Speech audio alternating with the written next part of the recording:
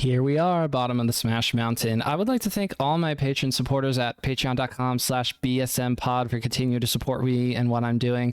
Big thank you to my senior producers. We have Ventus Official and my parents, mom, dad, love y'all. Thank you so much for the support this very fine evening as Collision draws ever nearer. We could talk about that maybe at the beginning, but let's not date ourselves too much. This is totally butts. Philly TO legend. And before we got started with the official recording, where all of you are here and joining us, we have 4 viewers on Twitch for some reason, so let's go Twitch. I'm very happy that I get to talk to people out of Philly who actually enjoy Philly sports, because I asked Dawson the other evening, you like Philly sports? And Dawson goes, no. So let's do that first. TO versus McNabb, or TO and McNabb. Let's talk about how that ended. I think we have slightly different opinions, but I do think we get to the same place. But you go first. I'm going to tell you how so I love Philly sports. I love Philly sports. I'm a homer for the sport, or I'm a bandwagoner for the sports I don't really care about, like baseball. Like, oh cool, it's October, let's watch the Phillies. You know what I mean? Yeah. It's like I don't really care about baseball, but like let's go Phillies when I need to. But yeah. This is important. There's some important context needed. Butts is grabbing something very important. Yes. Green Bay Packers. Wait, hold on. Green Bay Packers bear. Why is there a Green Bay Packers bear in your homestead? Because when I was a kid, I hated Donovan McNabb. Hated him. And I really liked Brett Favre. So as a kid, I just was into the Packers, and it kind of just stuck with me into adulthood. Although I did the Packers now, like, I don't know, it's Aaron Rodgers is take or leave him. I liked Brett Favre. That's a really tough situation, because McNabb and Favre have each had, like, you're kind of lose if you pick both of them throughout their entire lives. Ooh, that is tough. I hated how McNabb was on the field. He did a lot of, like, it was 3rd and short, and he'd throw it at the ground instead of like going for it, because he actually had the legs to do it. And he'd like smile or laugh as he's walking off. And he'd just do a lot of like hot dog and shit, where he's supposed to be like the leader, and like there were situations where it was like they're supposed to be doing a 2-minute drill, and he like actually does a good play, and then he's like pumping up his shit off the field, and it's like, dude, no, like get on the field and be the quarterback. What are you doing? A lot of stuff like that, that a lot of people don't talk about. And the coup de grace of it is the one time they got to the Super Bowl, not only did he choke and like vomit because he literally couldn't take the pressure, he threw up on the field, famously, but the whole locker room actually hated him, not T.O., and he is the reason T.O. left. The coach he told the coach, it's me or T.O., and the coach was like, Andy Reid's going to choose McNabb. And right. Every time. Because McNabb is his guy. So I root for the Eagles unless they're playing the Packers. That's how it is. Oh, I see. Well, then you had quite a fun game to watch in this past season, when it was like, what, 40 to 30 something when the Packers came into town. That was a stressful game to watch, because I thought, how equipped are we to win shootouts? And the answer to the question ultimately was not 100% well equipped to win shootouts, because you let good quarterbacks walk all over you on defense. I'm happy that Jonathan Gannon is gone. No one deserves that. I guess the Cardinals do, because they decided to hire him for like a 4-year contract, whatever. And most of these coaches get guaranteed money too. That's the thing. Think about Matt Rule. He's going to make millions of dollars for the next however many years, and he got fired 6 years early from his original 7-year contract or whatever it was. Insane. The cap that nobody talks about, coaches, they don't count just against head coaches though. Only the head coaches make those kinds of money. You know what? You're right. Even the coordinators are kind of just pennies to the dollar compared to head coaches. That's why they all want to be head coaches. If you're not going to be a head coach, you got to go into casting. Or you just have to. I care. My first love is basketball, so I grew up with Iverson, and now we got the process. I'm a big Maxey fan personally. I don't know how big in the NBA you are. I know a lot of people hate the NBA. See, I love how short the NFL season is compared to basketball, but especially compared to baseball. To your point, when it was the Cardinals that the Phillies first played in the playoffs last year, and they beat the Cardinals in that best of 3 or best of 5 series the same weekend that the Eagles beat the Arizona Cardinals last year. And that was when I found out, wait, we made it to the playoffs? When we won our first series against the Cardinals. And then I was paying attention to the Braves series and the Padres series. Heartbreaker for the Astros, because I thought, oh, Philly only knows how to take down cheater teams. Well, actually, no, not quite, because we couldn't beat the Astros like we beat the Patriots in Super Bowl 52. But I am a big Eagles fan first and foremost. I grew up not really loving the offense. I didn't like McNabb either. And with the TO thing, I thought McNabb is usually the reason why we are losing games more often than the reason why we're winning games. We win a lot of 10-7 games. Okay, well, how do you keep the other team to 7 points? It's not because McNabb's playing defense. It's because you got guys like Brian Dawkins, Lito Shepherd, Troy Vincent in the early days, and then people like Quentin Michael and Sheldon Brown in the later days. And Brian Dawkins through it all. Yeah, through it all. He's my favorite player, my favorite Eagles player of all time, B-Doc. And don't get me wrong, I love the Eagles. Like I definitely love the Eagles, but there was always just that like petty, which is, I feel like, I don't know, I feel like that's the most Philadelphian sport thing in me, is that pettiness that I have against a quarterback that hasn't been on the team in I don't know how long, and the rest of the team was the best. I actually frequently talk about, if you remember, Fred X. I barely remember Fred X. I'm thankful that I don't remember him that well. It was Freddie Mitchell. Yeah. Freddie Mitchell. Mm-hmm. With the 4th and 26, and then he proceeded to lay an egg the rest of his career, right?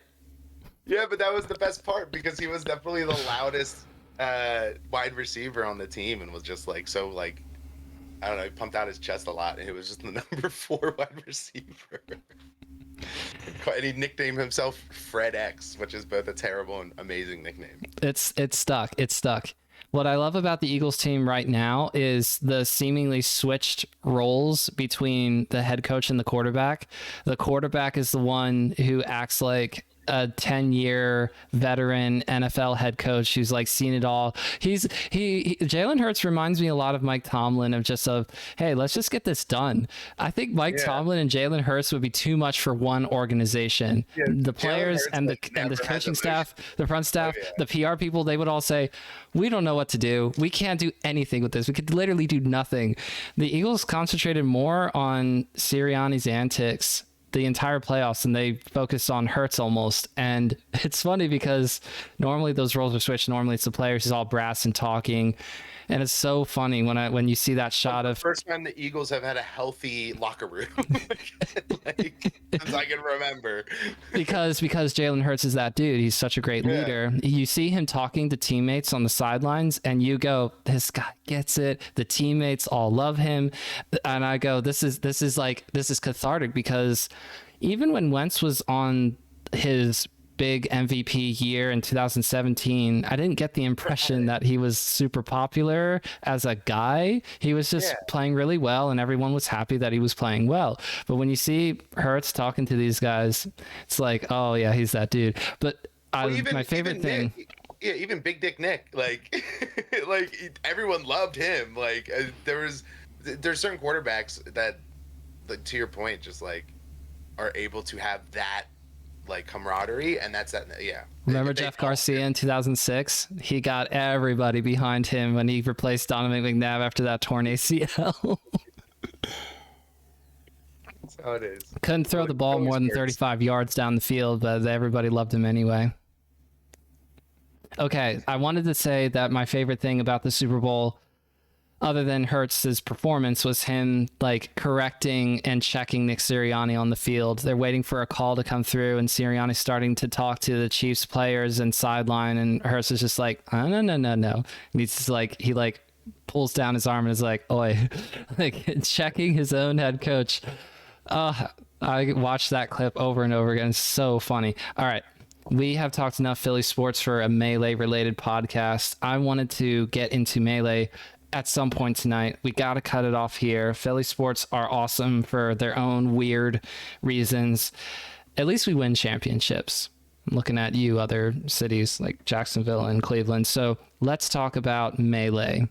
I wanted to ask you about your origin story because I get into origin stories with pretty much everybody, and I didn't do that recently in the past couple of interviews I've conducted. So I thought TOs have just this really weird thing where they'll play Melee for a little while and decide, you know what, I can do this whole TOing thing better than our current TOs, or I want to have an excuse to run events and have people come over to my place and play.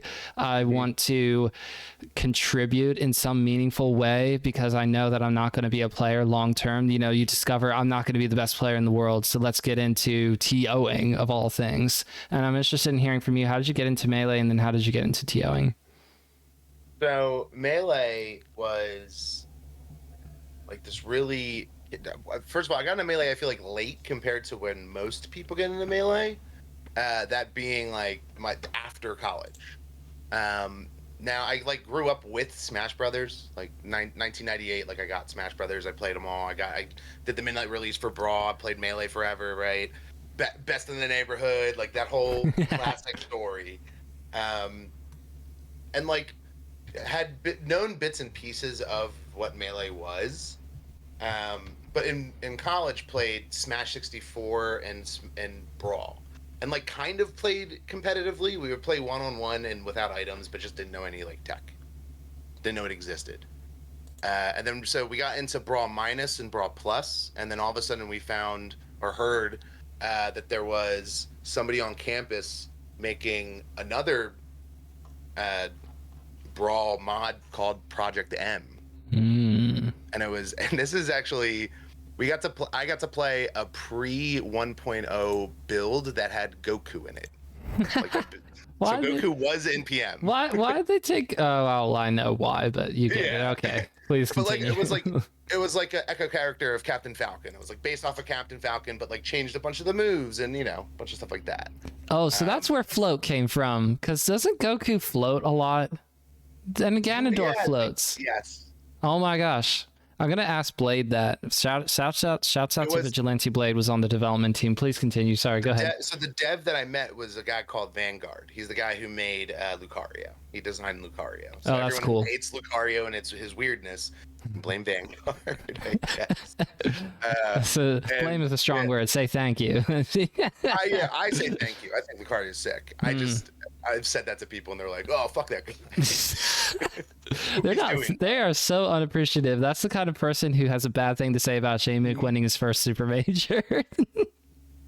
But yeah, so I learned PM exists. So then that gets into the rotation of the games we're playing, and then the documentary comes out, and then I watch the documentary, and the documentary is the coolest thing in the world. And then I pretty much like at that point is like when I finished school. And I went to college like right next to the old Xanadu venue. So like if only I had known just a few even months earlier or weeks earlier. But yeah, so I go home. My first tournament is with the one kid I played the most Smash with. We go to Apex 2014, 4 p.m. I got to see I got to see the Salty Suite. I got to see I got to see PPMD win, or I guess he was Dr. PP. I got to see that entire PM tournament. That was what I call the best PM tournament of all time. And then I just, long story short, I couldn't practice PM because I didn't have PM at home, but I had Melee, so I practiced Melee at home. And then Apex 2015, I'm a Marth main. Switched to a Ganon main because I lose a money match. Switched to Ganon and actually did better and was told that my Ganon was better. And then a year and a half later, I'm a Mario main because I couldn't stand Ganon anymore. And then that's like pretty much when I would say my Melee career actually started. Was like, I guess, what is that? 2017 era, 2018. And then yeah, from there it was me being a Mario main. Got into the PR like right before the pandemic for Philly PR, and then yeah, I don't know, pandemic happened, and then that kind of just like leads pretty naturally into being a TO, because like it's not that I like wanted to stop my melee aspirations, but I'm not trying to be the best in the world. I'm trying to be the dopest Mario. That's like my melee aspiration. So I believe that's something I can balance while being a TO. It's If tough. you can get those clips if you grind enough. It's not as if you have to grind as much as a top player to win a super major as you would to grind out some unranked and get, I gotta grab a top 100 winner too. You know what I mean? Like I gotta. Ooh, such Right? as such Yeah. Well, as Dawson's in the region, so I gotta get another Dawson win. Now that he's top 100, I have a post quarantine Dawson win, but not a top 100 Dawson win. yeah, so that is tough because Dawson's glow up seems to have happened pretty quickly compared to, I guess, maybe other players. It depends on who you're talking about, because Ginger or Bones, probably the best example of like the slow up and comer, started playing forever ago and have only just within the past 5 years started to play well enough to be considered top 100, or in Ginger's case, top 40 or top 30. Sorry, Ginger, I forgot your ranking. Anyway, I'm thinking about how Dawson seemed like a different player 2018 compared to, let's say, 2021, when we were starting to come back from things, like a really different player. I mean, even then, like I'd like, because I'd like to say like that obviously like I was slowly getting better too, so I had like one Dawson win in each of his eras. I think I have 3. As Mario, right? Out of a total of like 40 or something. But yeah, I'll take those 3. Yes, you will. And no one makes a joke about you losing 39 times in a row to Dawson, all right? Oh yeah, no, you only talked about that with Porkers, but that's a whole other story. With Dawson, his even between like as soon as quarantine ended and then like his grind through like the 2021 like online era, that the beginning of 2021 to the end of 2021, he got insane. Like it's which is, I feel like that's like the level he was at before quarantine started is one of the hardest points of melee, I would imagine, to like continue to get better at, and he did it at such a drastic, like he went from being like, oh cool, he's one of the best in Philadelphia, to like, oh yeah, he's just kind of the best in Philadelphia. Like as long as Kem is like staying in Long Island. Hearing Dawson talk about it, but also I there have been some victories now in Dawson's corner, but it's still very lopsided lifetime. Probably always will be super ultra lopsided, because Fox is a tough matchup for Jigglypuff. It always will be. If you have a cracked Fox, Kem's just different. Yeah. Kem's also just different. Yeah. He just came into his first tournament and won. He's one of those kids, like literally won his first tournament. Just casually qualifying for the Panda Cup finale. Rip. He didn't go 0-2 for 7 years or whatever, like most people. I went 0-2 for a long time, damn it. You chose No, did you choose Mario from the beginning, or sorry, hold on. You probably talked about... It was Marth for a year, okay. Ganon for a year and a half. Right, I heard Ganondorf, right. And then Ganon, I decided that Ganon was miserable to play as. So, ironically, it was like Mario feels much better, but he does. Definitely is. There's this amazing feeling that you have. Lots of Mario opinions. I had lots of Mario opinions. Well, I think the one that I hear a lot is, where is the fist? If you gave Mario the Doc fist, things would just be different. So why haven't you switched over to Doc? Tell me that. Why haven't you switched over to Doc? Doc's worse. Mario's a better character. Okay, but tell me why. There's a lot of propaganda, and it comes down to Doc. This is what most people say: pills, or Doc has kill confirms. You're using quotes, but our up throw to forward air. I'm not saying the kill confirms are not true, but it's also not to say that Mario. It's basically saying like, oh, Mario cannot kill, which is not true. And it also,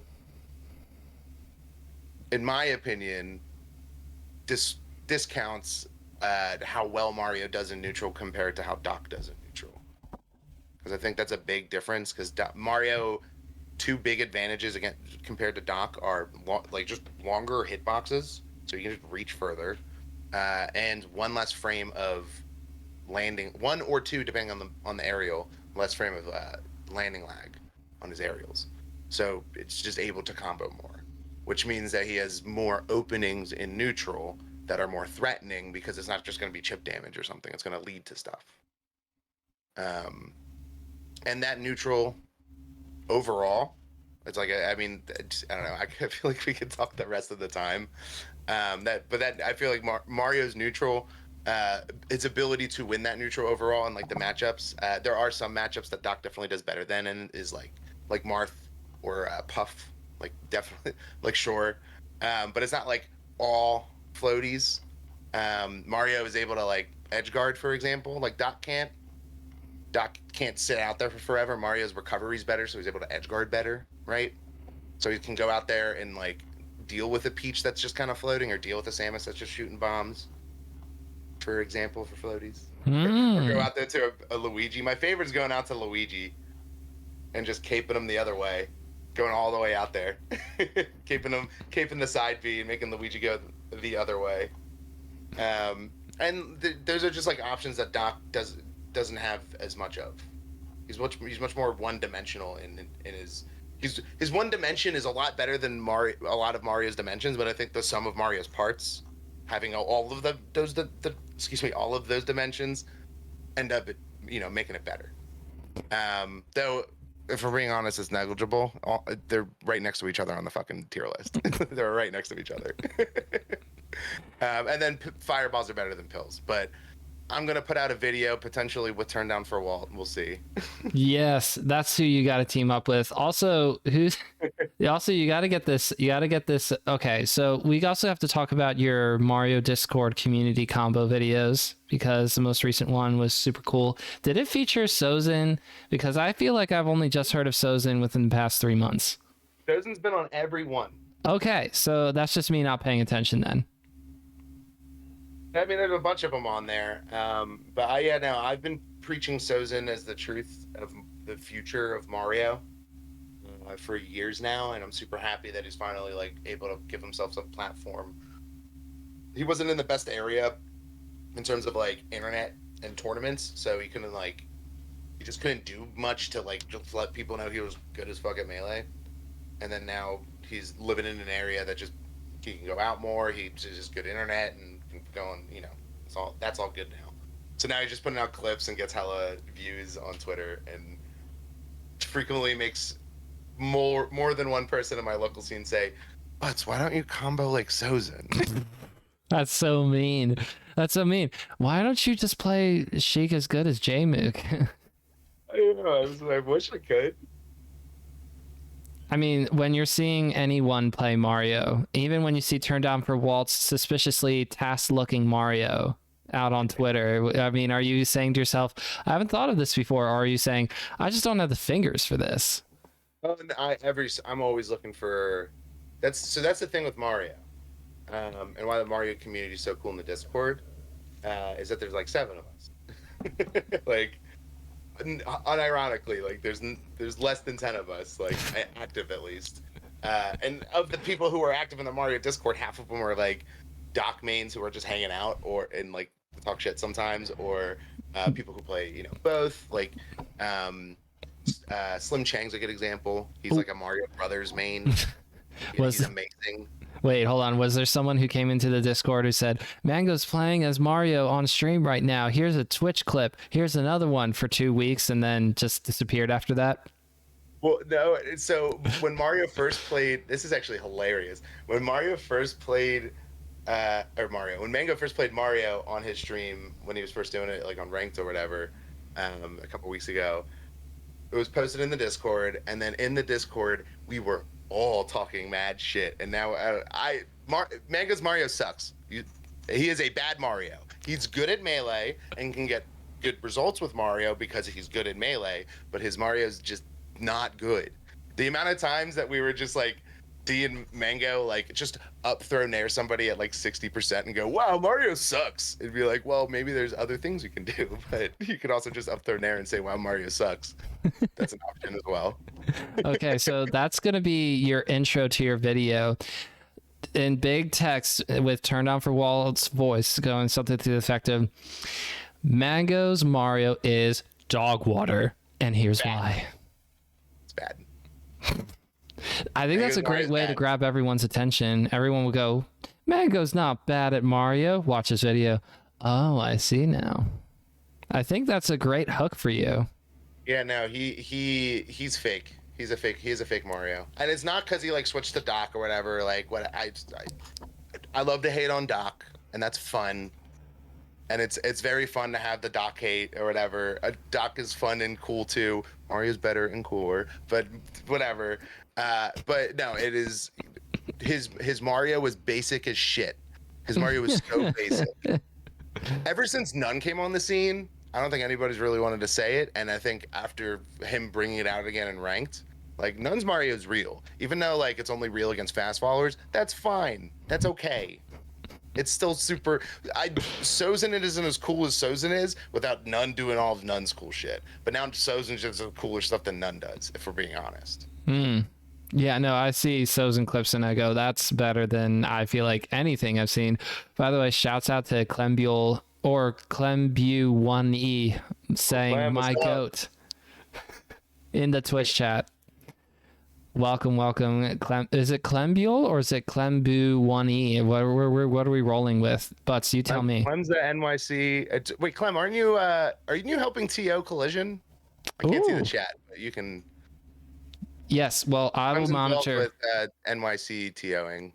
That's very cool, helping the TO Collision. I mean, okay, so what I know about the Collision T, Clembule, but Clem. So there's the clarification, and I'm sure more communication is coming in regards to what is Clem doing this weekend, helping to TO Collision. Oh, that'd be cool. What I know is that Anchor is doing it with Ryobeat for like head TOing the melee side of things. I know they're the main people. Clem says that I am helping. Yes, so let's go, Clem. Good luck. I wish I was going. I was one of the many people who were like, "What? It closed? I couldn't register in time. Oh no." So instead, for people who can't go, I'm hosting one of our monthlies tomorrow or Saturday. Little makeup event. Yeah, I mean, I just figured I'd just announce it. I announced it like a week before, like a few days ago. Yeah, after registration ends, you don't want to be that person. I just waited and like there's zero conflicts at that point. And yeah, anybody. I mean, it was mostly just gonna be a watch party. Do you think that Slim Chang will be going? That's another new Twitch chatter here who is saying Jeffy Butts. So we forgot to talk about this when we were talking about your tag. You did not say Jeffy Butts.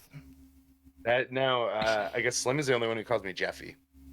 Slim's West Coast. So unless Slim's flying over to the East Coast. That'd be cool though. Wait, hold on. Well, is Slim a stream monster, or did Slim used to be over here in the East Coast? I don't think Slim has ever been East Coast. But the Mario Discord. I let the Mario Discord know that I was doing this. Oh, that's cool. That's cool. The Mario Discord's close knit, but there's, like I said, there's like seven of us. Let's go, Slim. Never lived outside of California. Yeah, actually, that's awesome. We went on so many tangents here because first, I went on a tangent in terms of why I was on the Mario Discord. But before that, I never actually went into why I was being a TO because we went into just why I was playing Melee for so long. See, this whole thing about podcasting though is that we would eventually get back to it, hopefully. Clem, the TO, so thank Clem, don't thank me. And shouts out to Slim for stopping in and saying hello. But we also had to talk about why Mango's Mario is dog water and why you wanted to why you wanted to make it clear that Mario is better than Doc and Mario is better than Luigi, or did you not? No, you didn't say that. We casually brought Luigi into the discussion for some reason, but we didn't actually declare where Mario is compared to Luigi. Is Mario better or worse than Luigi? I mean, You there's watched a world Homework where quite Mario's a better. bit. There's a world where Mario's better, just because I think that Luigi's recovery is just so bad. Only So- Hoborg makes it look reasonable. Honestly, would you play Hoborg, or like would you play the Luigis that just have misfires on lock, like for some reason? then Luigi doesn't have an ass recovery, and then you're like, oh, okay, well then this is a tough matchup. So like, I guess it's hard to say. Depends where you define the misfiring and everything. Because I mean, honestly, I think that Mario and Luigi's matchup chart is very similar, and the worst matchups for Mario are worse for Luigi, but the best matchups for Mario are better for Luigi. I'm laughing because Slim is asking, Luigi's recovery is underrated. Who else can get knocked out that far and still make it back? And immediately off the bat, I was like, Puff, Samus, and Peach can make it back. Sorry. Okay, but off that logic, and I know we have had a very limited discussion, Slim Chang, but since you're talking to us, your logic applies to Peach, Samus, and Puff. Therefore, they are also incredibly underrated recoveries as well. That's all we're saying. One up his chat now. Now it's getting active. It's getting a little active. It's also because I'm talking back. See, this is called engagement. No, I'm kidding. You know about engagement. You have some great tweets on here on the timeline, making sure that people know what's going on, seeing some clips. And I love how you do put out your takes about even things about BTS shutting down. Well, hold on. Ranking, you would be ranked 22nd on the other leaderboard. The other leaderboard referring to the what did they call the Australia slash Asian region? What did I say? It's just the other. It's literally North other. America. Yeah, it's North America, Europe, and other. Okay, so I guess the question I should ask Slim Chang is, who do you play in Melee, and is it Luigi? And you can talk about the Luigi recovery more if you want to in chat, and we will respond, because now we're Slim's active in the Mario Discord. I know Slim very well. Oh, and does all three of the Mario brothers, likes to play and main all three of them. He sure does, and he's so there's what's fun in the Mario Discord is there's always discussion of who's the second best Mario main. And if Slim was a Mario main, then it would be him. If not, I mean, he might have called for the best. It's hard. It's him and Small Hands are the two best, but he doesn't main Mario, so they can't. Yeah, so he's not in that discussion. Who's the best Mario? Did we talk about that? Is it you, or is it Sozin, or who? It's Small Hands Brian. Small Hands Brian. I've not heard this tag. Talk to me about some results for Small Hands Brian. I mean, he hasn't played much post-pandemic. I think online stuff, though, like right after quarantine or during quarantine, like right when Slippy came out, he had like some BBB wins and like a classic. Who's the buff Marth? What's his face? Buff Marth? Buff Marth man from like Midwest or something. Reeve. Oh, you're right. Like, Reeve is incredibly cut. Reeve is very cut. Okay. Because all the Marth mains that came to mind, I was like, Zane, no. Logan, no. Kadoran, I've seen Kadoran IRL, no. And I'm like, I'm so confused. But then you mentioned Reeve. Never buff. That's right. That's tough. That's a tough scene. Because like if you mentioned Sheik, I'd go, you're talking about Jake Flex, obviously. and then also he's the only. Well, I guess he technically played like Ices for 5% of his time, but I don't think it got him any help. But he definitely he got I'm pretty sure he got Grandmaster I know he definitely got master, but I'm pretty sure he got grandmaster. That's cool. So has Mario. played Slippy ranked with. Yeah, with ranked. Yeah. Sweet. I forget if it's he definitely got master, but I want to say he got grandmaster. I think so. Okay, here's an interesting question for you, because you play Mario, you play on ranked, I assume. Okay, because I just hadn't seen in your Twitter. I have not gone down far enough to see a tweet of you. Result on my Twitter ever. Oh, ever? Okay. Well, I was gonna say I hadn't seen one to that effect, so that would be why. Except for the meme one about like I'd be ranked 22nd on the other. That's it. I just thought it was funny. That is fun. That is fun. But I wanted to ask you about the whole best of 3 format, where you have stage bans, which I think is really amazing no matter who you are, because you get to ban a stage. But for mid tiers and low tiers, the people that are outside of the quote unquote viable to win a tournament characters, so outside of the top 7, all these characters benefit quite a bit from stage bans. Do you agree or disagree? Because I think once ranked has best of 5, that the mid tiers and low tiers will have similar level of success. But as I'm thinking about it, somebody could make the argument to say, no, as soon as best of 5 comes out, then the mid tiers and low tiers are going to suffer because they can't do stage bans anymore. It's, sort of. I think depending on the mid tier, like I think for Mario, he just doesn't, like, every character is just better on every stage, every high tier. You know what I'm saying? Like, but like for Link or for Donkey Kong, bans are, way more meaningful on both sides, honestly. Because now Donkey Kong and Link have FD. You know what I mean? So that might help them more. Like, no Donkey Kongs are playing any Foxes on FD right now on ranked.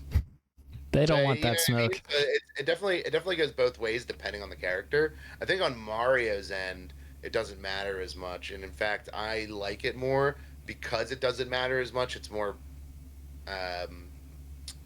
opponent based. Like it's just more like I gotta outplay my opponent. With the exception of if I'm playing Dawson. I'd rather play in a 2 out of 3 because I'd rather not play on Dreamland, I suppose. But like, I mean, strike to Dreamland, pull a Cody. In a 2 out of 3, if I don't win the first game, as a mid tier, I feel like it's a lot harder to come back. But if I don't win the first game in a 3 out of 5, I feel like I have a much better chance.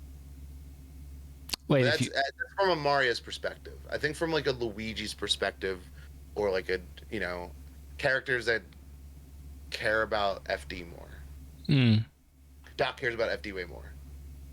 Oh yeah, for sure. There you go. Did you say Doc has kill confirms on FD? Doc has kill confirms on every stage. But you were kind of dismantling the idea of kill confirms earlier. Was I not paying enough attention for Doc? Well, no. So Doc should still use what he has to his advantage. I just think that what Mario has to his advantage is better. Doc does things better than Mario does. So like Doc on FD is better than Mario on FD against Spaceys. Just because Doc has that kill confirm and Mario doesn't. Right. But FD's not the only stage. Mario and Doc hate is like fighting over Sierra Mist and Sprite being different. Okay, well, Slim, I'm with Slim. It's like I said, it's ultimately they're right next to each other in the tier list, and every time I see a tier list that has them like at all separated in tiers, that's where I get like, what are we doing? They're the same character. I'm thankful that we had both of them, as compared to, well, we don't want to add a clone into the game, so we just won't add in Doc, because then we wouldn't have, the history of Shroomed and now the modern era of Franz, however you pronounce the tag. Because I like seeing different characters other than Fox Falco, Marth Falcon, Sheik. I'm when you get to see Junebug on a random Saturday having an amazing day versus all the peaches in MDVA for some reason. That's fun. That's cool.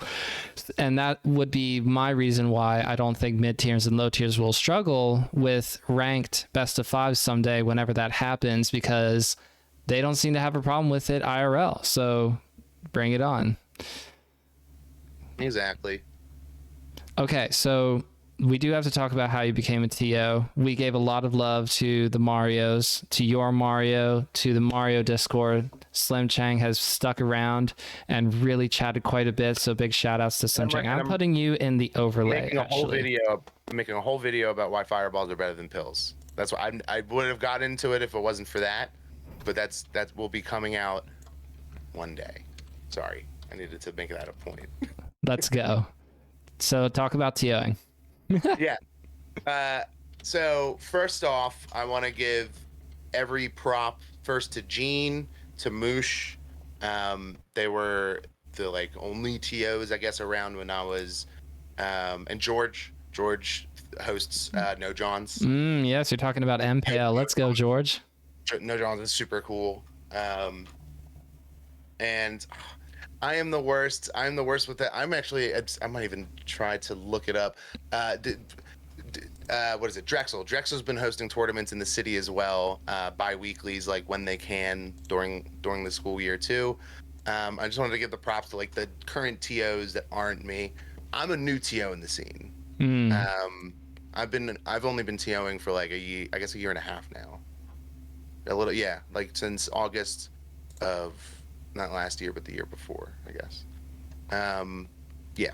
So I became a TO because once quarantine kind of like happened, the like current Melee TOs at the lab, which is what our local is, where we go every Tuesday, like just moved on with their lives. And that TO being Panos, I don't know if you know Panos, notable Captain Falcon player, going to be at Collision. Let's go Panos. Panos was the best. I feel like I like had his shoes to fill, which felt like the biggest shoes ever. And I mostly did it because when we came back from quarantine, Moosh was hosting because he has the venue. We always hosted on Tuesdays. He just didn't have somebody to run it, so he was just doing it himself, but not really putting in effort because he was like running the venue and he was doing everything right. So like very, he would just turn the stream on and then he would just like he wouldn't really or I guess he would make the tweet about it, but I feel like the long story short is I feel like a lot of people were kind of taking him for granted just because in Philadelphia, technically it's actually just outside of Philly, but we're super privileged in terms of our venue because it's a venue for video games. Moosh has that building to run tournaments. Thursdays is fighting games, Fridays is Smash Ultimate, Saturday weekends is monthly events, just birthday parties for kids sometimes. And if the price is right. Yeah, right. And so I kind of just wanted to. I just been in the scene for a long time, and just somebody. It was kind of one of those like somebody should have or needed to step up, right? And at the same time, I am a doubles lover. I think doubles is better than singles. I love doubles. Ooh, we should talk about doubles. Yeah, absolutely. I love doubles. So I became a TO. Only if the monthly that I run, because one of the reasons we needed a TO is so we can have monthlies again and like organize those. So those monthlies were going to be doubles only. And I did doubles only, I believe, for only one tournament because not many people come out for a doubles only tournament. But that tournament series being called Cheeks. Because I'm totally butts. And it's a doubles tournament. So many things going for it except for the apparent lack of love for doubles. Well, I mean, so we had so the first Cheeks was won by Zion and Slug. This is before Zion's was officially banned. from places. So yeah, Zion and Slug were the first team. And then it was like Team Dope, which is Soap and Dawson, and then Dimension and God Touch pretty much kind of went back and forth. I want to say Hoborg and Young Silver won one of those. I might be mixing it up with one of the current series, which is called The Legend of Philly now, kind of rebranded. Because when it was Cheeks, it was doubles. Even when we started adding singles and like a couple like P plus and stuff, it was I would like any time we would have a pop bonus, it was only 4 doubles, and like singles was billed as a side event. And then I wanted to just run a proper monthly after doing a year of that, which is why we do the Legend of Philly, which is just like we have doubles, but it's a proper like singles monthly. But yeah, so it was like built on me kind of like feeling some sort of obligation to that somebody should, and I felt comfortable being in the scene a long time, and also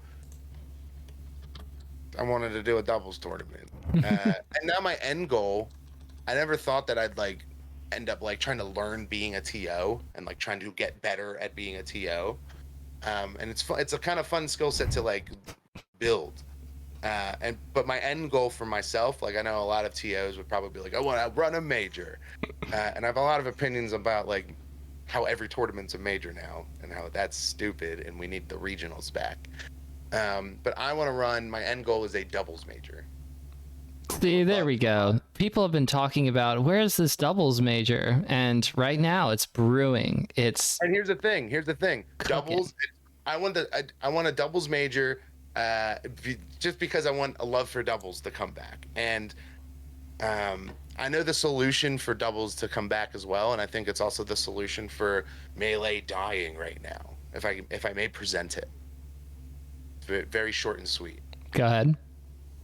So everyone's talking about Melee dying because all these orgs are going BTS, and it's very sad. And first of all, this isn't the first time that Melee's dying, and then some other people have had to step up. Shouts out to CLG for signing Magi and Cody within the past 2 months.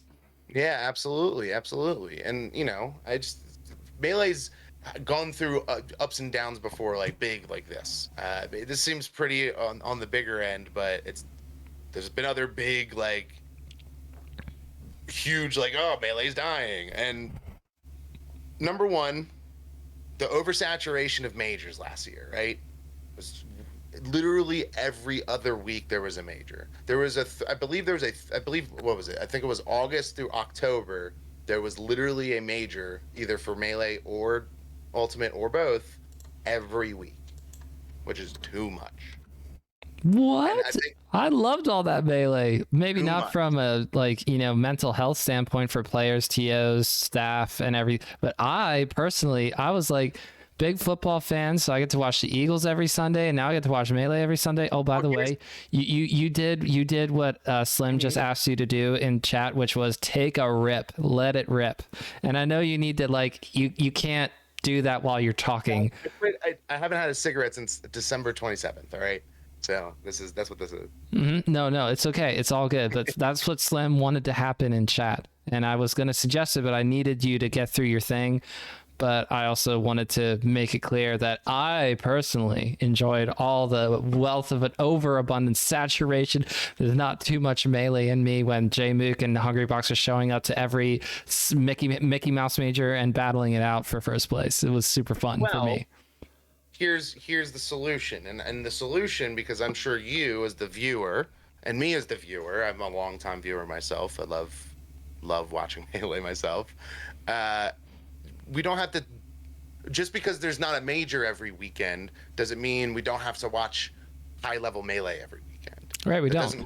It doesn't require a major. That all that requires is at least a regional. And with the rise of the major, I think the issue was all of these regionals that were regionals 2017, 2018, 2019, and by the end of 2019, half of those regionals ended up actually being majors in 2019. There were kind of a lot of majors. It wasn't quite as oversaturated. You may take it or leave it if it was oversaturated. Then it was not nearly like it was last year. but it was like I kind of saw like the regional sort of dying because thankfully they were growing, and that's cool. I don't want to take away like a tournament growing. That's awesome to see. um but for one, we've learned that a certain amount of growth is unsustainable, at least right now in esports, because orgs are pulling out and like things are just not uh things are just not sustainable. Like things are not consistent in the esports like business, I guess.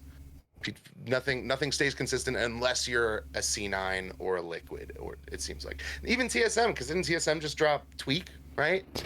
There's a certain amount of Yeah, having to get skinny that TSM's done because their FTX thing kind of fell through like super hard. and that's a huge org that had to get skinny, right? So even at that point, so there's definitely got to be a point where growing could be too much. That's where it becomes unsustainable. Like where growing is bad, and you have to learn. We learned that the hard way, unfortunately, kind of with like companies like TSM who had to cut down. Like everybody had to learn, trickle all the way down. But I think that just means that we need to bring back the regional, and I think that the loss of the regional was the loss of doubles. Because the regional, I don't know if you watched Melee in the 2015 to 2018 era. Sadly, no. That's when doubles was the shit. That's when doubles was the coolest. Because I'm really not sure why. I guess you know what it actually was? It was because there wasn't as many it wasn't 500 people at a tournament. It was 200 people at a tournament. And when you have 200 people at a tournament, you can spend 4 hours playing doubles because you have the time to. Because you don't have to run a tournament for 400, 500 people, You can dedicate a whole bunch of time to doubles, or like a whole first day, or whatever it might be. So doubles had like all this more meaning at the regional. So all of these like it's just like singles has that B level. So like basically what 10 through 30. Where they're like not quite the best in the world, but like if they play each other, it's some of the best Melee you're ever gonna see. That happened at regionals all the time, right? So we don't need to lose that. And then that's what we get for doubles too. We bring up those teams again to start going to those regionals, and then we get that level of Melee in the doubles aspect. And then when we go to the actual majors, when we go to a Genesis, we're not gonna just see like, oh, who are the 4 teams we recognize, and then who the hell are these guys? You know what I mean? So bring back the regional, and it literally solves everything. It solves the Melee problem with Melee dying. It solves the problem with doubles, and I don't know, other problems that there were probably that we can't think of right now. We're eating well over here in Tri-State though, because I want to give shout outs. Okay, well, you know what? Let me back up. First of all, we have people like 22 Ghoul and Small Hands Brian dropping follows on the Twitch, so thank you for that. Small Hands Brian also chatted and said, yes, absolutely agree. So many people got into Melee during the COVID Slippy era. So many players aren't hip to how fucking swags dubs is. So Small Hands Brian is totally behind you. But anyway, what I was also wanting to say about the tri-state area and how we're eating is that No John's 3 is going to pop off. That's pretty much just guaranteed, because everybody who I talked to about pop off. Huh? Creed's also gonna pop off. Yes, whenever that happens, please let it happen, Gene. And Short Hops, which is debuting Melee themed beer cans, and it already has pre-order forms. I'm not a drinker, but I'm gonna buy them and hopefully go, because how cool is that? That's so sick. I could buy those cans and take them home and just put them up in the something somewhere and said, yes, Gene made that happen. It's super, super cool. And then down in Baltimore, Bard, aka Neil, he's crushing it down there for Baltimore stuff, which has been missing this entire time. It feels like, no offense to Xanadu, but that felt more like, let's drag these people up from Virginia. But now everybody from Virginia wants to go up towards Baltimore to these Baltimore, like in proper, like the Baltimore city limits itself, in the city itself. Right. Yes.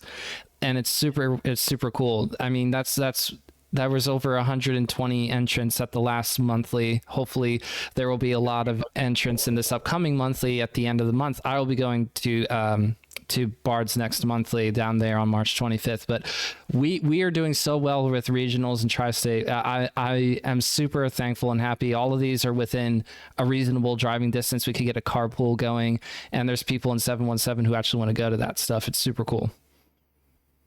Yeah, definitely. I need to hit up Bard again.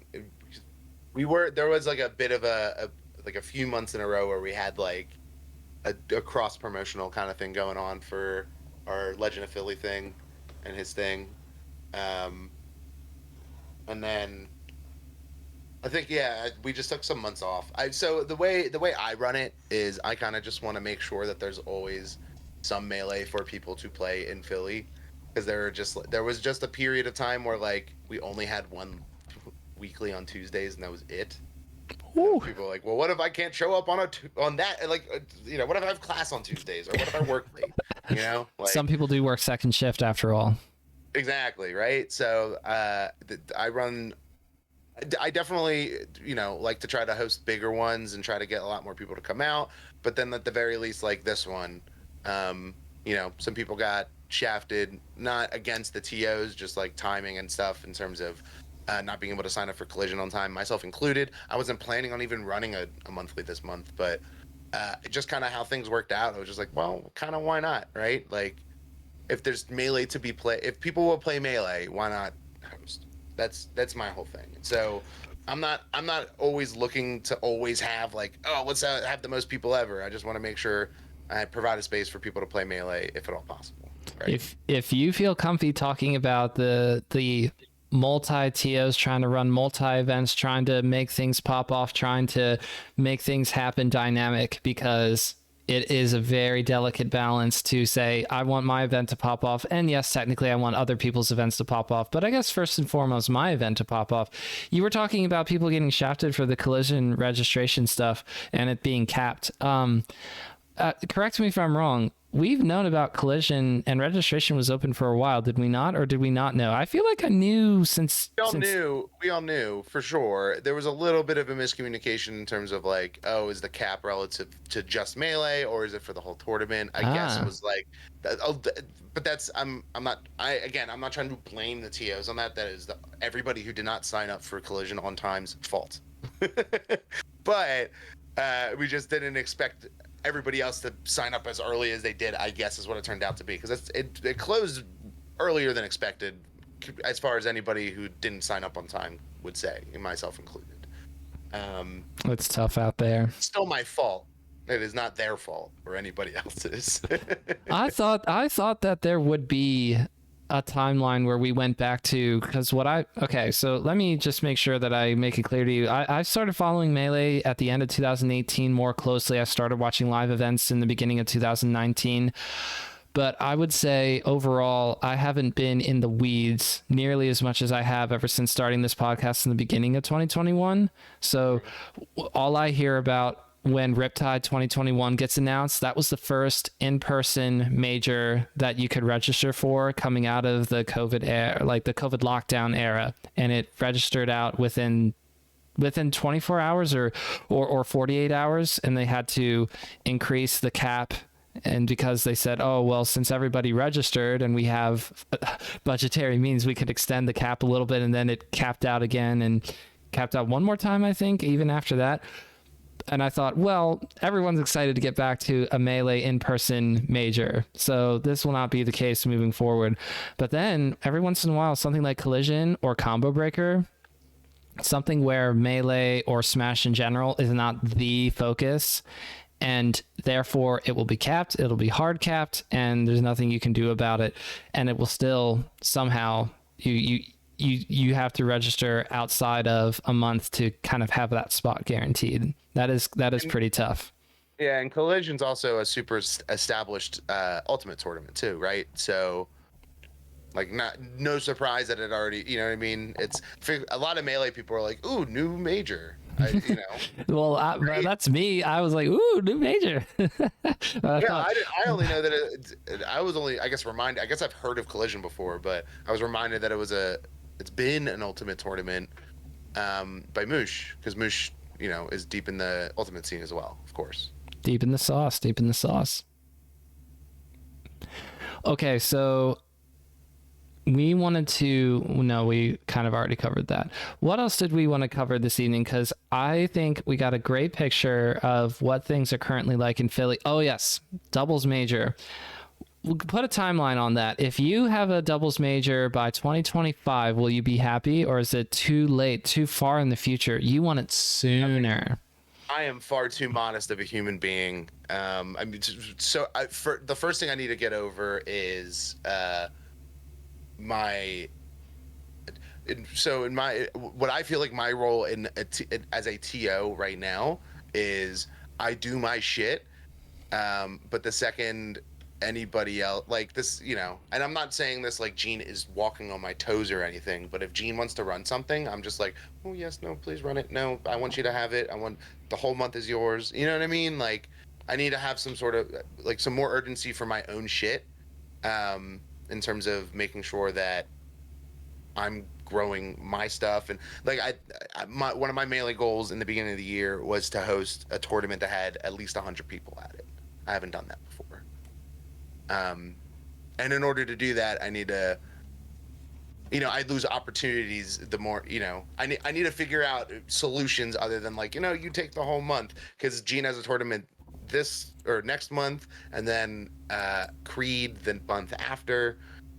So, in terms of it doesn't mean we're not going to host stuff, but it's, it's kind of hard to bill a monthly also during his regional, right? But I don't want to not host it.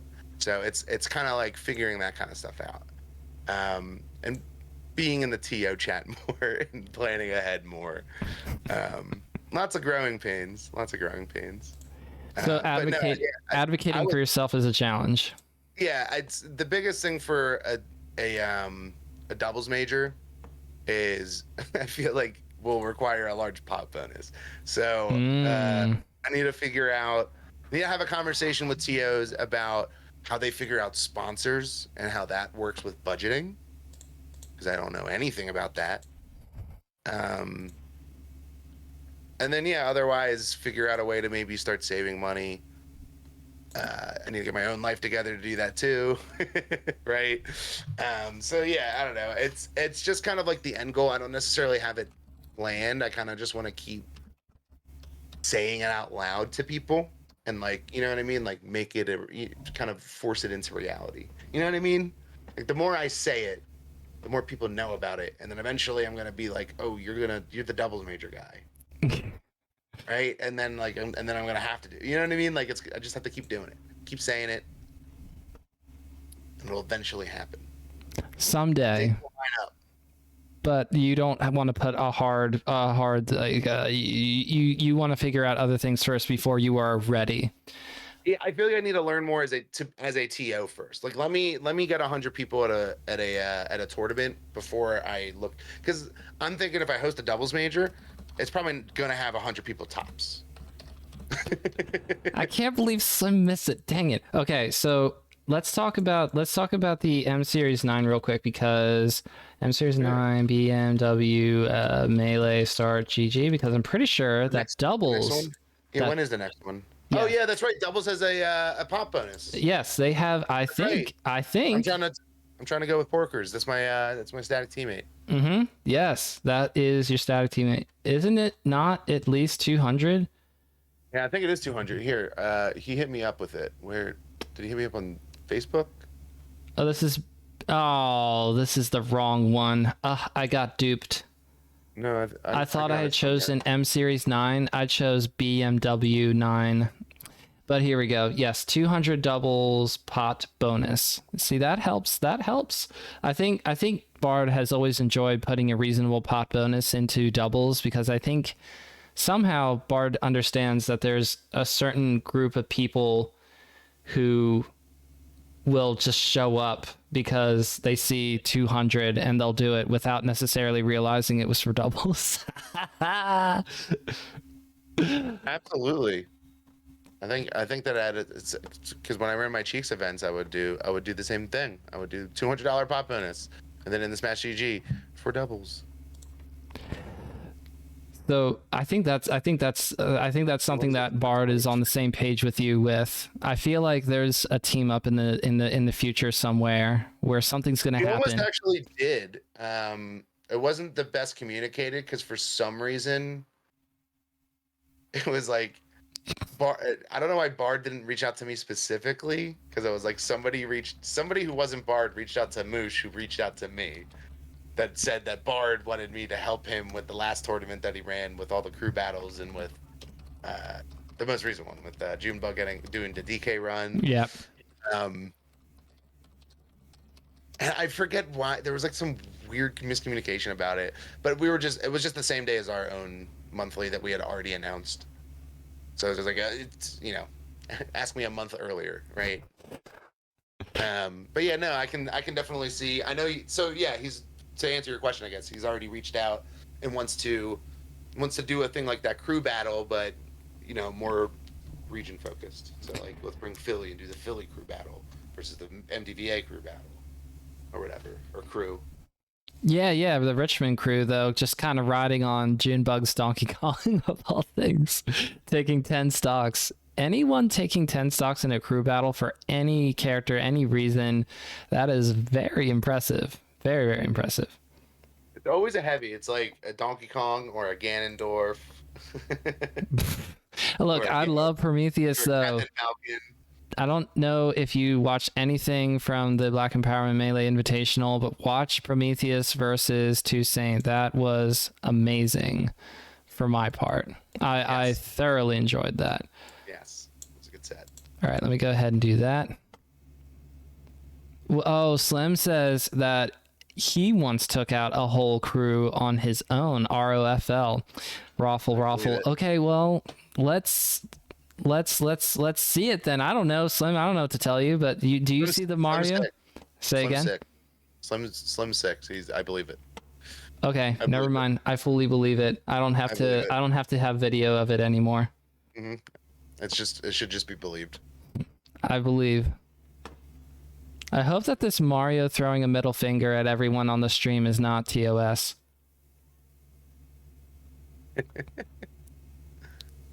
So Slim was saying that anything would be better than the two of us on the video for the stream, and so I got the Mario middle finger picture and put that onto the stream instead. That works out. That's better. Well, temporarily. I threw it on earlier, and then I took it away. How behind are you, Slim? You're still talking about seeing us when Mario has been on the screen for 2 minutes. All right, that's neither here nor there. I'll just leave it up for a little bit longer. Slim's gonna drive me crazy. The next time I come out to California, we're gonna meet up and we're gonna play a money match. That's it. I've had it. I've just had it. I will do my awful O2 box fox, throw it at you and see how. Oh, there we go. Let's do it. Let's go. I'll be at the next Genesis. That's the plan. How about that? All right, let me go ahead and trash this image and go back to the two of us. Makes my teeth look white. My teeth never look white unless I'm here in front of the screen with shiny teeth mode on. So I like having shiny teeth. To wrap up though, we've talked about even inter-tournaments communication. What would you say is a tournament that you really wish you could have started yourself, that you could be the TO behind because you enjoy its history or because you enjoy the vibe, or you wish you came up in that region, or has that thought never occurred to you? That's fair. Honestly, I kind of just wish I got involved with the Philly TO scene sooner and worked with the likes of Panos and I'm going to shout out Valerie. Valerie's a friend of the program. Let's go. Queen of Philadelphia herself. The queen.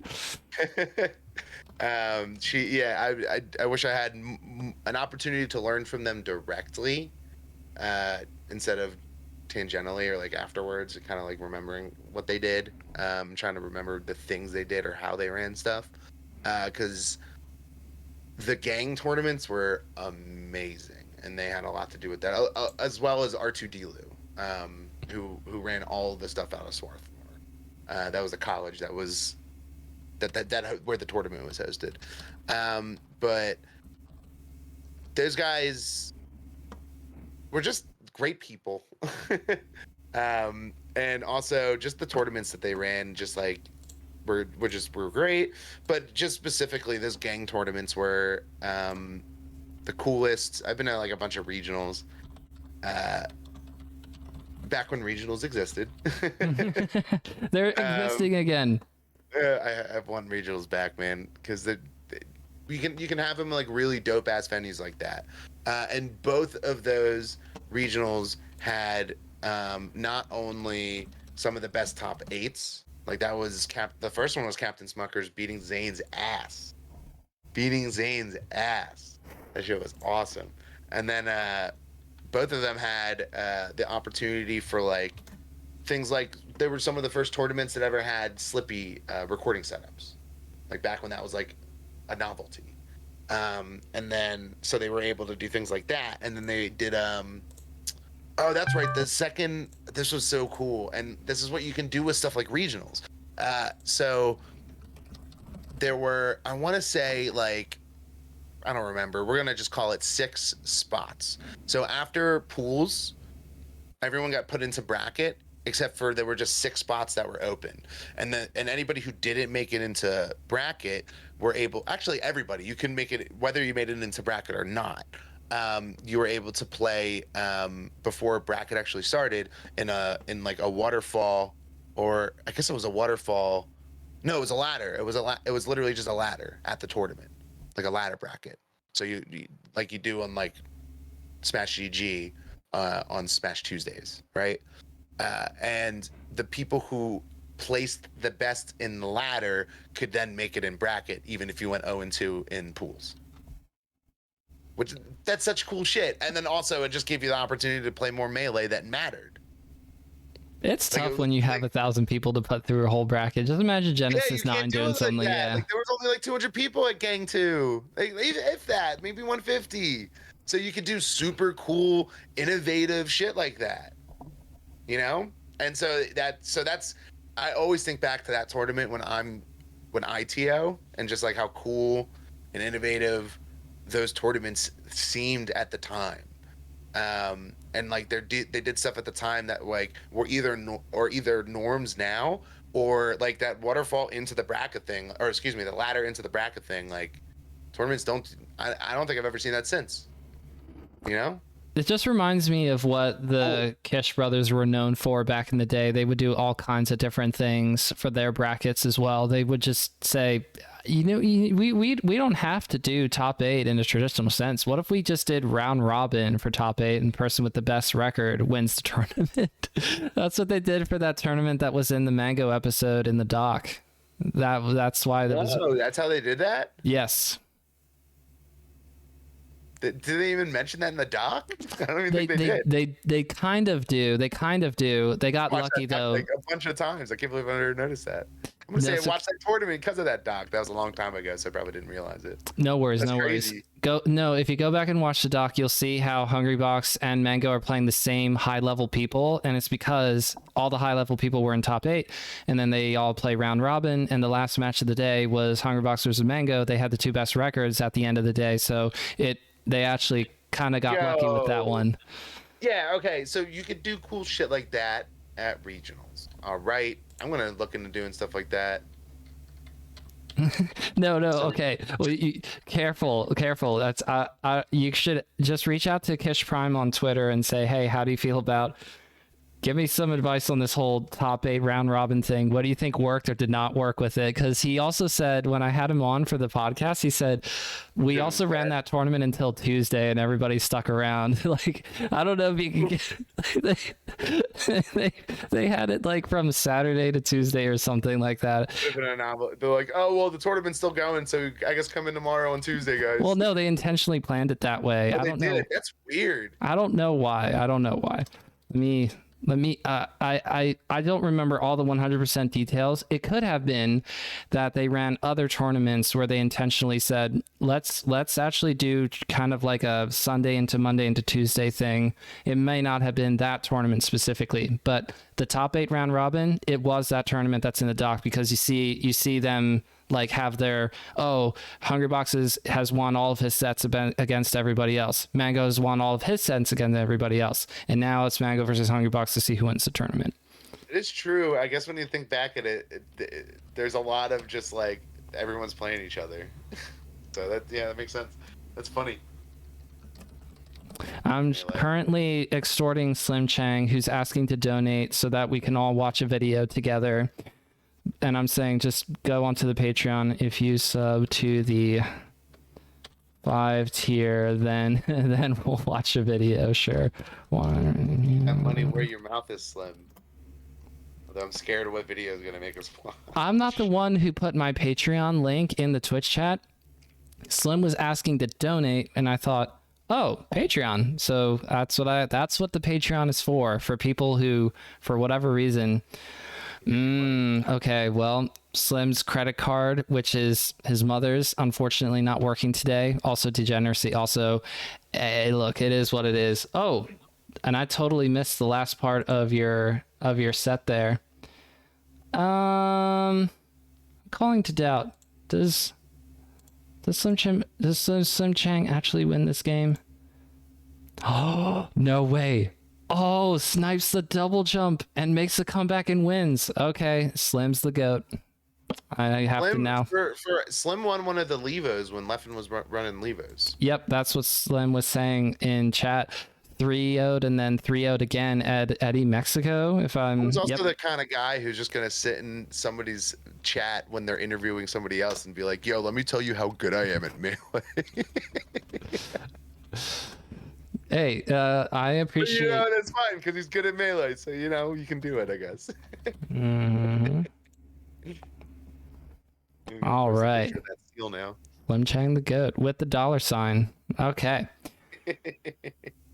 It's been a wild ride. Did you want to get to anything else? I don't want to make you feel like this is the Butts and Slim Chang interview, because I don't usually have somebody chatting this much. Slim shit. Yeah, I'm just giving Slim shit. You should not have told the Mario Discord. Oh no, this is what I asked for. It's what you get when you tell the Mario Discord. There's only a few of us, but I love the Mario Discord. Mario Discord's the coolest. Mario's the best. Don't believe the Doc propaganda. If you think Doc's better than Mario, then you're closed-minded and you should go read a book. That is a no can do for most melee players. I'm going to pass on that. Well, then they're going to say closed-minded. I can't even read a cookbook on characters. Like, hey, a manga counts. What about watching? That'll get a lot of the melee players. What about watching Abbott Elementary with loved ones? Me and my lovely wife Jen are currently going through Abbott Elementary on Hulu. Okay. Suggested.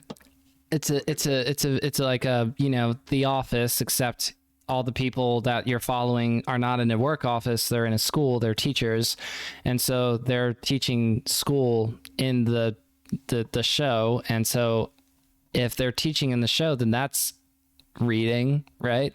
So I feel like I'm doing it. Like that's like you're saying, like, I don't need to read a book, I can just play Persona and try to get the questions right when I'm in the classroom. I've watched other people play through Assassin's Creed in my teenage years, and they would read the historical bits in Assassin's Creed. So really, I know all about Rome or whatever it is.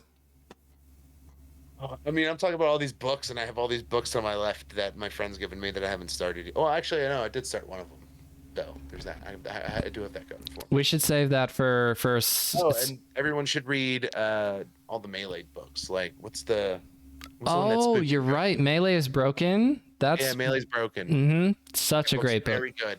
Spoopy wrote that, I believe, right? Yes, Spoopy and somebody else co-wrote it with her. I can find it over there if we want to properly.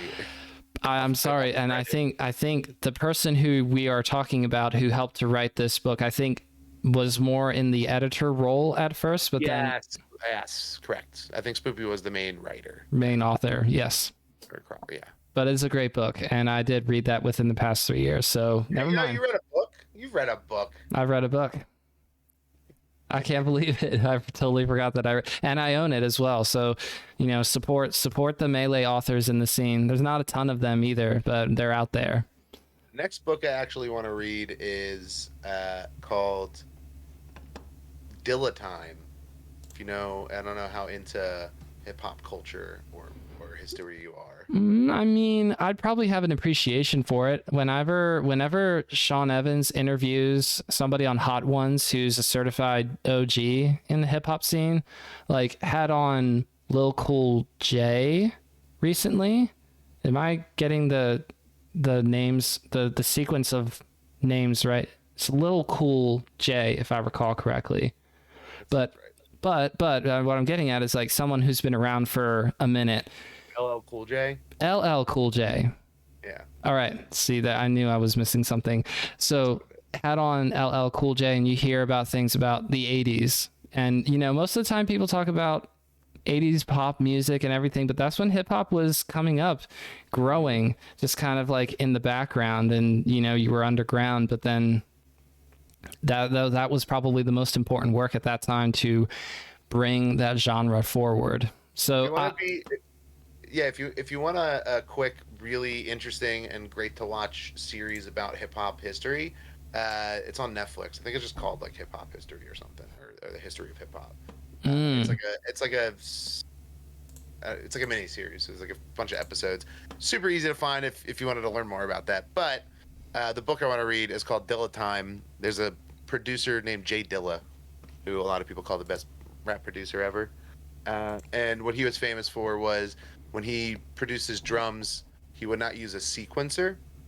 And if you don't know what a sequencer is, it's the thing that makes your drums on time. So like if you this is the metronome. It's a very particular beats per minute or whatever. So if you're you're manually doing a drum machine, you're gonna not be technically 100% on the beat, right? And he famously would not sequence his drums, so his drums were always a little bit off beat.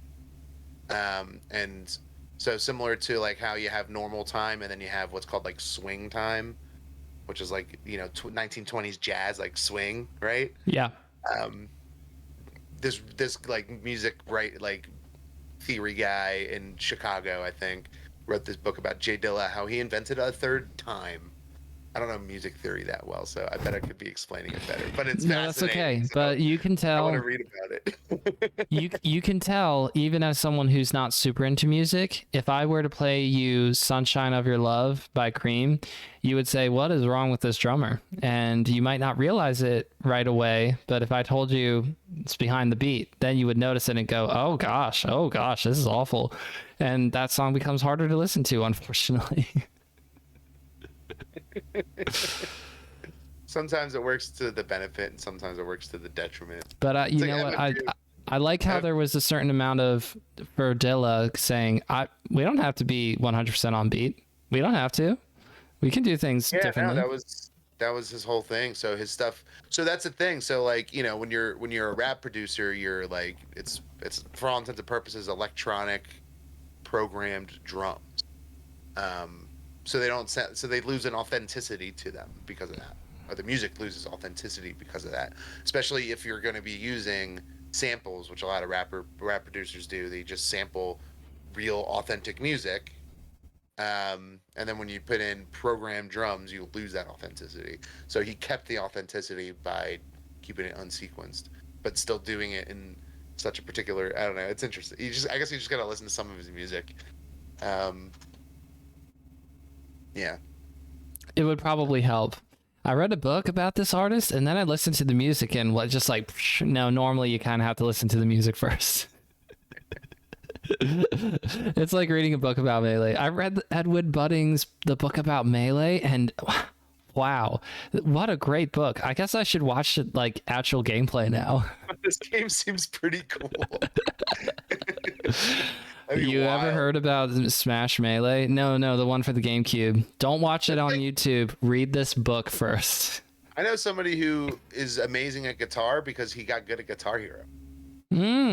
I mean, somebody. Oh no, sorry.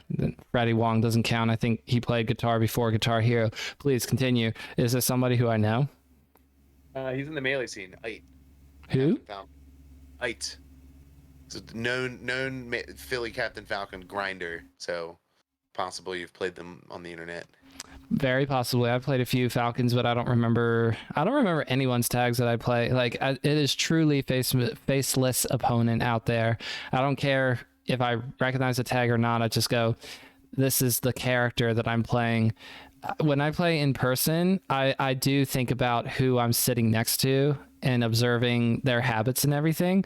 But it feels like I'm just treating them like a differently programmed melee bot. And a lot of these melee bots out there don't have the skill that I remember Axe making some videos of playing against a real actual program Smash bot and being owned by it.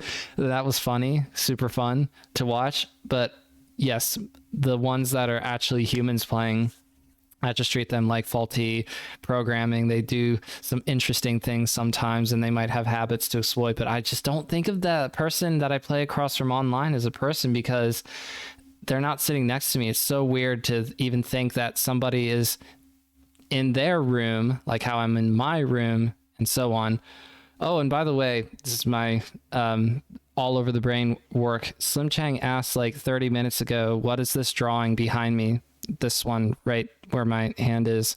That's a drawing that one of my kids drew. So there you go. Now we all know. I think it's a flower. I see a heart. Flowers on the left. There's a heart on the top right. Is that a car? Yeah, there's let's say Car and Scribbles and Ellie wrote her name. So we're getting there. Someday it'll be more comprehensible, but I'm hoping to add more things above my head. If it's less comprehensible, she might make money off it. I mean, I am saying that, but I don't think one of the things is that the art has to tell a story, and I don't think there's a story here. I don't know if you understand abstract art. I don't either. I don't know if I do. But all I'm saying is I don't see a story, and I think that's part of the art stuff. You're supposed to interpret your own story. That's how good of a piece it is. Well, she drew a love heart, scratched it out, and drew one just as poorly and left it there. And I think that's beautiful. That is, you know what? That's the story. That's like the story of life right there. Mm-hmm. Just keep trying. Give it a shot, you give up, and then you give it another shot, and it's the same result. Who's ready to pay $20 plus shipping? Yeah. No, just kidding. It's priceless to me. That's why it's on the wall. They draw stuff for me or whatever. I put it on the wall. Them's the rules. As you can tell, they don't draw for me very often. It's better than them drawing on the wall. That's true. But then if they drew it on the wall, I wouldn't have to hang it up. So they'd actually be saving me a lot of work. And you should start encouraging them to draw on the wall. I know how my wife would feel about that. So that's going to be a no thank you. I'm already in big enough trouble for keeping her out of the bed for this long. So we probably should wrap up. Let's see. Please. Totally Jeffrey Butts toilet paper. Tell the people where they can find you and about the Philly Legend. Make sure that the people know there is an amazing monthly that they can attend that I will there are a reasonable amount of tournaments that I'm trying to go to within the next 30 days. It's crazy, but please tell the people, let them know. Well, this one's in this Saturdays, so I don't blame you if you don't come because it's in a couple days. When's the next one? What's your region, by the way? I'm in Lancaster. Oh, you're in Lancaster. Okay, you're not far. Cool. So, I am found at Totally Butts. That is the look up Totally Butts on Twitch, Twitter. Those are the places I'm on. And then my tournament is the Legend of Philly. This month we are doing. It's supposed to be like a Legend of Zelda thing, so we did the Legend of Philly. I believe it was Young Silver's Awakening. We gave him the title because he had won the Philly Arcadian recently. And then we're doing, because it's a small tournament that's like not a lot of people are going to go to anyway, so we're doing a Wand of Gamelon theme this month. So it's the Wand of Pizza Frank. I love that. Pizza Frank is well loved in 717. Pizza Frank came out to one of our events. Know Pizza Frank. Oh yeah. Pizza Frank also well loved in 215 for sure. Let's go. And yeah, so we're gonna have that. It's always /GG/TLOP TLOP, the Legend of Philly. You can just type that in any given day, and it'll have whatever the most recent or the next TLOP is. We usually update it pretty soon, so oftentimes if you just look it up, you'll probably see the next iteration before we even announce it. Let's go. Generally, it's on the second Saturday of every month, but the next 2 months it actually won't be. I want to say tentatively next month will be Sunday the 2nd, and the month after will be the 3rd Saturday. The month after Creed. Oh, that's the same weekend as Battle of BC5, which I am hopefully attending. And Sundays are almost always a no-go for me. Dang it. That's tough. So you're not going to be attending. Oh, no, wait. Battle of BC. Excuse me. Yes. Battle of BC5 is going to be the weekend after Creed? So Battle of BC5 is May 18th through the 20th. It's that weekend. That will be ours that month. So if you wanted to come to a TLOP next month, it would be April 2nd. Sunday, which I will not be able to attend because I don't do Sunday events. Pretty hard and fast rule unless I literally say to Jen, Battle BC5 is in 5 months. I know it's short notice, but can I do that? Because that involves me being there on Sunday. Sunday's a big day for us. It's a big family day. Yeah, I mean, I get it. I typically try not to do Sundays anyway, but it's that whole April's. Or was it May? Next month? Next month is booked. Yeah, but like April is booked. Bard can't help it when the monthlies. I mean, he's hosted once a month, obviously, since August. That was the last M series that I was able to go to because it's just it's bad luck, or they're on Sundays and I go, I'm sorry, Bard, I can't go, and it's tough. It is tough, but this upcoming one on March 25th is on Saturday, so I'm gonna be there. I'm going. So I'll meet you there then.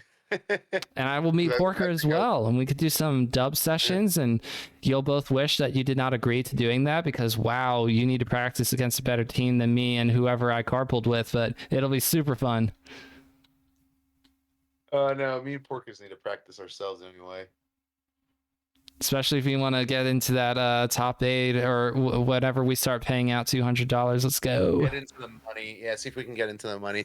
Our best teams win is Wally JJM. That's sick. JJM played as Ices? Mm-hmm. Wow. I just told Porkers run away from Ices, and that was our strategy. Who does Porkers play as? Sheik. Mario Sheik. Yeah. So needles to save you a lot or no? Actually, I saved the shit out of him. Mario's amazing at saves. Dare, fireball, down B, up B, like everything is just so good at saving Sheik because she could just up B in the general area. I can be needled, but I generally, if I'm off stage, I'm on my own. Sheik's trying to save me. I usually she kills herself trying to save me. That makes sense, and because one of the most lethal things against a Sheik player in doubles is you cover the ledge, I'll cover the stage, and That's rough. You get your favorite thing taken away from you, and there's guaranteed coverage when you land on the stage with that awful landing lag. Yeah, I just tell porkers like try to be like Me Too King as much as possible. Spam those needles. Throw needles. Get on the platform, throw needles. Get on the other side of the stage, throw needles. And down smash a lot. Yeah, against like a character like Ices that's really good on the ground. Like Mario's just very good grounded character. Sheik's very good platform character, right? So, Mario Sheik is a hard team because ultimately both of their issues is an easy way to kill. Like Fox can just up smash, right? Sheik needs a grab, or else she's just kind of like whiffing out moves. Same with Mario for a lot of the cast, right? So yeah, they just both have to play their roles, and so yeah, when you play somebody like Wally and JJM, I literally told them like, you do not engage ice climbers ever. Literally, do not engage ice climbers. If they're on the ground, you go to the platforms. If they're on the platforms, you go to the ground. Do not engage them. And that's what got the dub. And that's what got the dub. Let's go. So I look forward to seeing y'all tear it up there at M Series 9. They'll meet you there. I'm hopefully meeting Dawson at M Series 9. Or wait, no. Or Kite. I'm hoping to meet at Short Hops as long as I'm able to go. I have not yet cleared that Saturday, but we shall see. I'm probably also going to be at Short Hops, so I'll see you there too. Let's go. These are exciting things to look forward to. For those of you in chat or who are listening to the YouTube or the audio of this afterwards, I'm sorry. I apologize. That look, it is what it is, because you know, you may not be in Lancaster or in Philly. You might be eternally in California like Slim Chang is, but if you are near your locals or regionals or biweeklies, monthlies, whatever it is, if you support it, chances are you're going to make that TO feel really good about themselves, and then they'll keep doing it. And then eventually you just find that big event coming around the corner for you. Or maybe you want to start hosting a fest at your place because you have the room to do it. LOL, Smashers. Most of us don't have room or might not even have our own place. Thank your TOs. Just thank your TOs. Exactly. Go to your locals, go to your regionals, and just say thank you. Mm-hmm. Trying to make everyone feel seen here, you know. Then someone out there is going, "Ugh, he's just like me for real." Until I clarify, no, actually, I am. Yeah, I do have a place of my own. But for those of you who don't, I get it, because I used to not have a place of my own. I remember. For sure. But yeah, thank your TOs. Know who the TO is when you go to the building. I feel like a lot of it. Sorry, one last super quick tangent. I feel like people don't, like, you go to, here's a really funny story. Apex 2022. Deer, wonderful human, ran Apex 2022 ran Melee for Apex 2022. His neighbor was a Philly local mainstay in Joey Laces. I forget who he was rooming with. I want to say Dawson was actually in that room too. It's possible. I know Joey Laces was definitely in that room. And Joey Laces right next door to the room of Deer, and played like the whole weekend, you know, for an hour or two every night. They would like play Melee in each other's room, you know, because they're right next to each other playing Melee. And he's just was like, oh yeah, no, just some guy.